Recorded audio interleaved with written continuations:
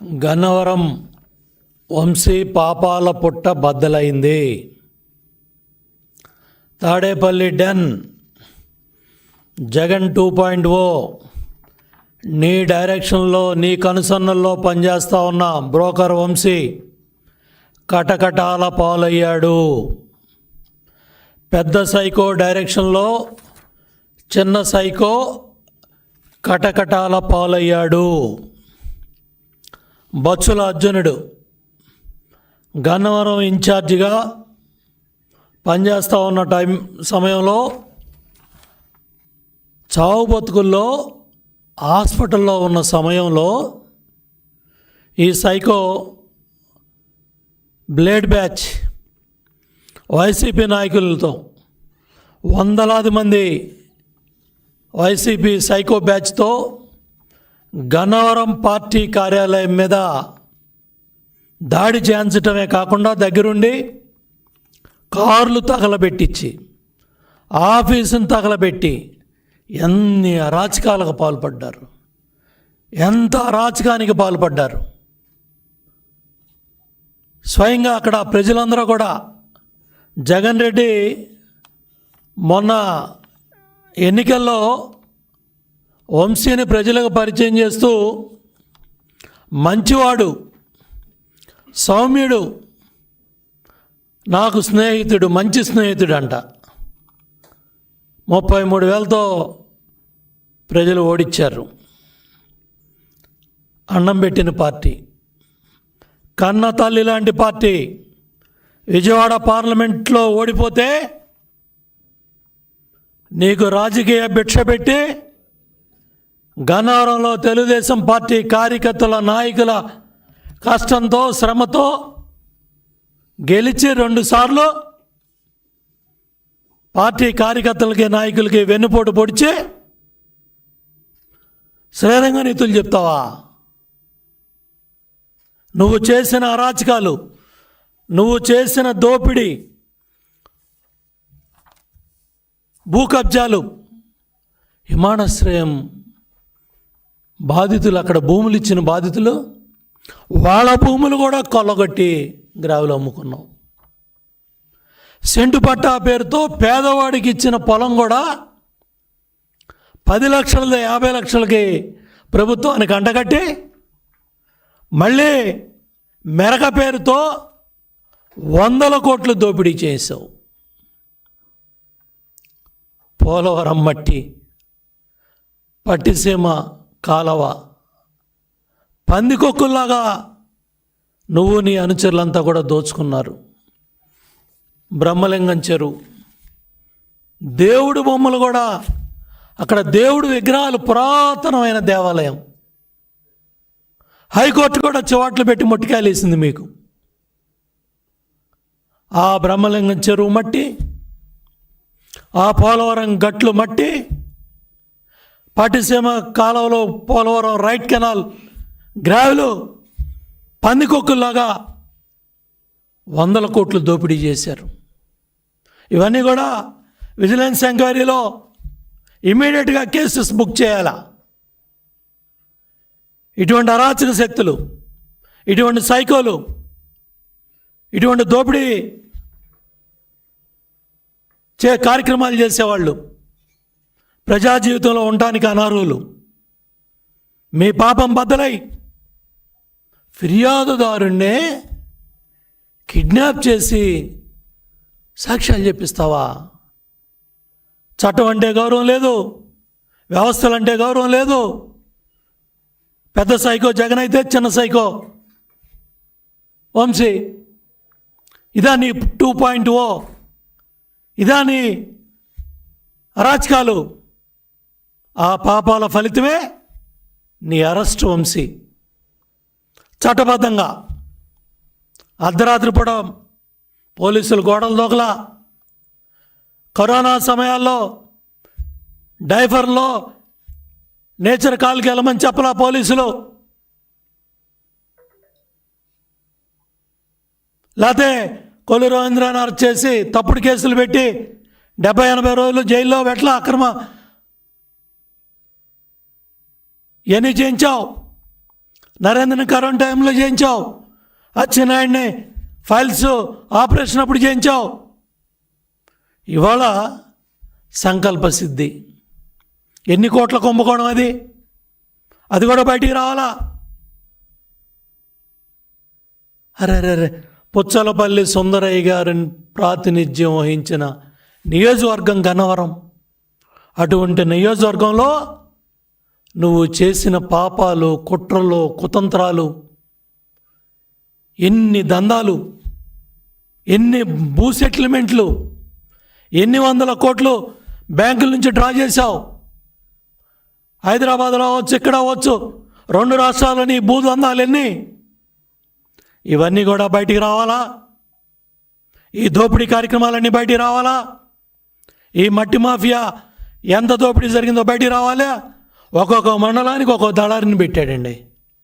ఒక్కొక్క మండలానికి ఒక్కొక్క దళారి. ఎక్కడికక్కడ భూ సెటిల్మెంట్లు, ఎక్కడికక్కడ అరాచకాలు.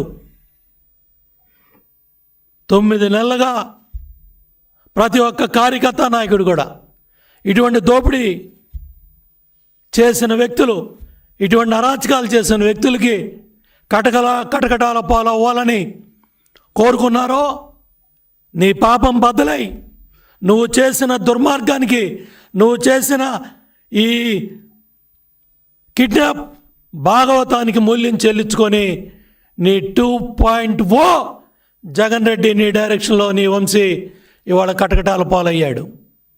కాబట్టి వీటన్నిటి మీద కూడా విచారణ జరగాల. ఎక్కడెక్కడ ఎన్ని వందల కోట్లు ఎటు వెళ్ళాయి?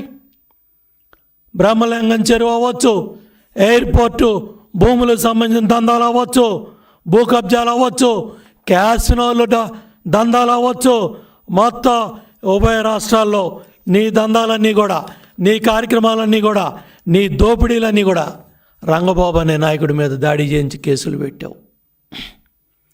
లోకేష్ బాబు పాదయాత్రలో రంగన్నగూడెంలో మేము వెళ్తూ ఉంటే పాదయాత్రలో ఫ్లెక్సీలు కట్టి మా మీద దాడి చేయించే ప్రయత్నం చేసి మా మీదే SC ST కేసులు పెట్టించావు. గన్నవరం ఎమ్మెల్యేగా ఉన్న వెంకట్రావు అవ్వచ్చు, కొనకల నారాయణ గారు, కొల్లు రవీంద్ర గారు, నేను, మొత్తం మా నాయకులందరి మీద కూడా ఆ రోజు SC ST కేసులు, 307 కేసులు పెట్టించావు. అట్లాగే మా పార్టీ కార్యాలయం గన్నవరం మీద దాడి చేసి కార్లు తగలబెట్టి మళ్ళీ మా నాయకుల మీదే 27 మంది మీద SC ST కేసులు, 307 కేసులు, అడ్డగోలు సెక్షన్లు పెట్టి రాజమండ్రి సెంట్రల్ జైల్లో రకరకాల జైల్లో పెట్టించావు. ఎంత నీచానికి వరిగట్టావంటే, ఒక మహిళా నాయకురాలు ఇంట్లో బట్టలు మార్చుకోవడానికి కూడా సమయం ఇవ్వకుండా పోలీసులతో హనుమాన్ జంక్షన్లో లాక్కెళ్ళిన కార్యకర్తలు ఉన్నారు. మళ్ళీ 4 మహిళలను తీసుకెళ్ళి అర్ధరాత్రి ఆ గన్నవరం దాడి సమయంలో బందరు సముద్రం దగ్గర మరి అరెస్ట్ చేసి అర్ధరాత్రి పూట ఆ మహిళల్ని ఎన్ని ఇబ్బందులు పెట్టావు. పట్టాభిని చచ్చి బతికాడు పట్టాభి. ఆ రోజు పోలీసులతో నువ్వు చేయించిన దుర్మార్గాలు, నీ బ్లేడ్ బ్యాచ్తో చేయించిన దాళ్ళు, పట్టాభిని పోలీస్ స్టేషన్ తీసుకెళ్ళి చేసిన అరాచకాలు 1-2 ఎన్నని చెప్పమంటావు? జగన్ రెడ్డి, వంశీ, మీరు చేసిన అరాచకాలు వీటన్నిటికి కూడా ఫుల్ స్టాప్ పడాలి. ఇట్లా అరాచకాలు చేసిన ప్రతి ఒక్కళ్ళు కూడా శిక్షార్హులే. ఇటువంటి వాళ్ళందరికి కూడా కటకటాలు లెక్కబెట్టే సమయం వచ్చింది. ఎవరిని వదిలిపెట్టే ప్రసక్తి లేదని తెలియజేస్తా ఉన్నా. గ్రావెల్ తవ్వకాల్లో ఎన్ని వందల కోట్ల దోపిడీ, క్యాసినో ద్వారా ఎన్ని కోట్ల దోపిడీ, భూ కబ్జాల ద్వారా ఎన్ని కోట్ల దోపిడీ, నీ వంశీ ట్యాక్స్. అర్రెర్రెర్రెర్రె, నేషనల్ హైవే రోడ్డు వేస్తూ ఉంటే ఫ్లైఓవర్ కట్టాలంటే నీకు డబ్బులు ఇవ్వాలా? గ్రావెల్ తోలుకోవాలంటే నీకు డబ్బులు ఇవ్వాలా? మట్టి తోలుకోవాలంటే నీకు డబ్బులు ఇవ్వాలా? వాళ్ళు డబ్బులు కడితేనే నేషనల్ హైవే రోడ్డు పనులు జరుగుతాయా? ఇవి కాదా దందాలు? ఇవి కావా అరాచకాలు? దీనికోసమే కదా జగన్ రెడ్డి పక్షాన చేరి ఈ దందాలు చేయడానికి, దోపిడీలు చేయడానికే తెలుగుదేశం పార్టీ కార్యకర్తల నాయకుల గుండెల్లో దాన్ని వాళ్ళ మీదే కేసులు పెట్టి, నిన్ను గెలిపించిన వాళ్ళనే జైల్లో పెట్టి, నీకు ఓట్లు వేసిన వాళ్ళనే నానా హింసలు పెట్టి ఎన్ని అరాచకాలు చేసావు 4 సంవత్సరాలు వైసీపీ ప్రభుత్వంలో. అట్లాగే బ్యాంకుల దందాల్లో ఎన్ని కోట్లు, సెటిల్మెంట్లో ఎన్ని కోట్లు, కమిషన్లో ఏ పని చేసినా అది పంచాయతీరాజా, ఇరిగేషనా, లేకపోతే ఆర్ఎండ్బియా, ఏ వర్కులు చేసినా నీ దందాలు, నీ కమిషన్లు ఇట్లా చెప్పుకుంటూ పోతా ఉంటే పెద్ద గ్రంథమే అవుతుంది. పేదవాళ్ళకి ఇచ్చిన ఇళ్ల స్థలాల పట్టాల్లో కూడా దొంగ సంతకాల, తహసీల్దార్ల సంతకాలు కూడా దొంగ సంతకాల. 22A ఎన్ని తహసీల్దార్లను అడ్డం పెట్టుకొని కొంతమందిని ఎన్ని అరాచకాలుగా పాల్పడ్డావు. ఔటర్ రింగ్ రోడ్, కొత్తగా వచ్చే ఔటర్ రింగ్ రోడ్లో ఎన్ని దందాలు, ఎన్నిటికి పాల్పడ్డారు. ఆ గుడివాడ గుట్కాగాడు నువ్వు కలిసి,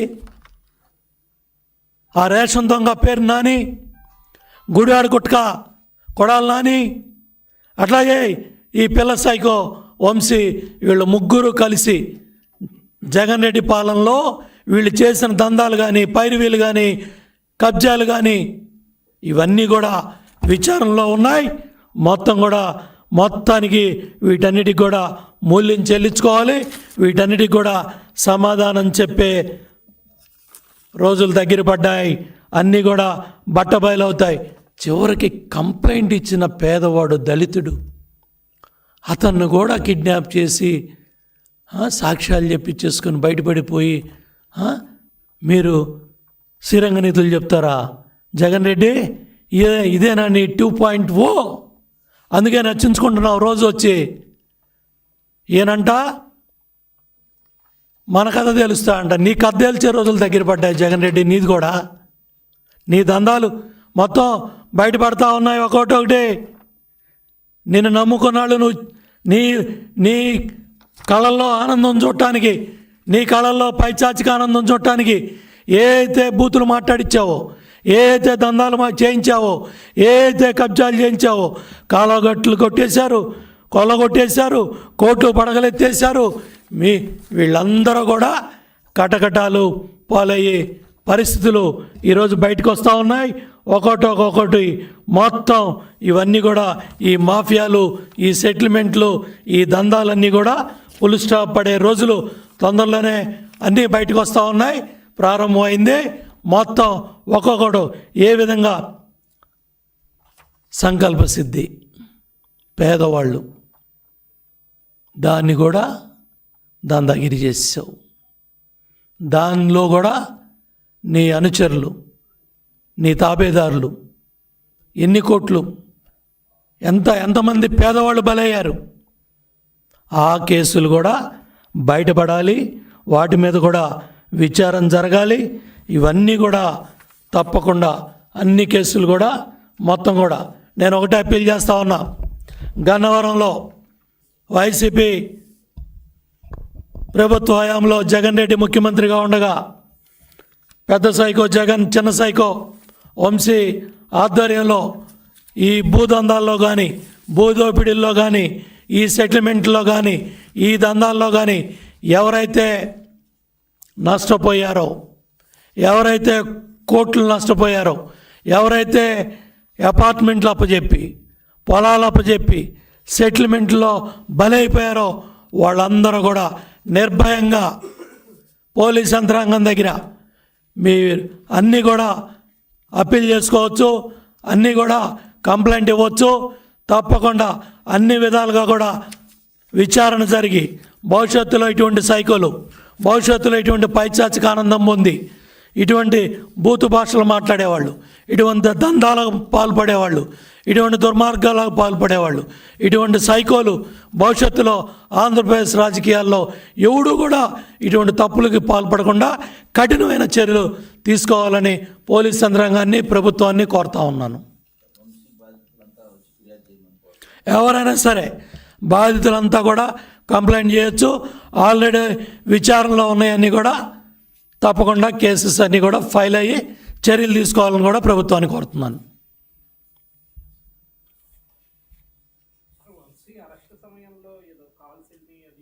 మొత్తం బ్లూ మీడియాకు కూడా చెప్తా ఉన్నా, నాటకాలు ఆడమాకండి. పక్కన కారు పెట్టి పరిగెడతా ఉన్నాడు బ్లూ మీడియా దళారి.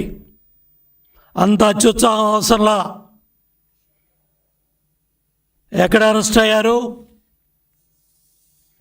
ఏ అపార్ట్మెంట్లో అరెస్ట్ అయ్యారు, ఏ విల్లాలో అరెస్ట్ అయ్యారు, ఎక్కడ అరెస్ట్ అయ్యారు, అవన్నీ కూడా పోలీసులు బయట పెట్టాలి. కాల్ డేటా కూడా గదిలోకి వెళ్ళి తలుపులు వేసుకొని కాల్ డేటా ఎవరెవరికి ఏ అరాచక శక్తులకు ఫోన్లు వెళ్ళాయి, ఏ బ్లూ మీడియా ఛానల్స్ కాపాడుతూ ఉన్నాయి, ఎవరికి ఫోన్లు వెళ్ళాయి, ఏ ముఠా నాయకులకు ఫోన్లు వెళ్ళాయి, ఏ భూ కబ్జాదారులకు ఫోన్లు వెళ్ళాయి, ఏ కబ్జాదారులకు వెళ్ళాయి, ఏ భాగస్వాములకు ఫోన్లు వెళ్ళాయి, ఆ కాల్ డేటాను కూడా బయట పెట్టాలి. వాళ్ళ మీద కూడా చర్యలు తీసుకోవాలని డిమాండ్ చేస్తున్నాను.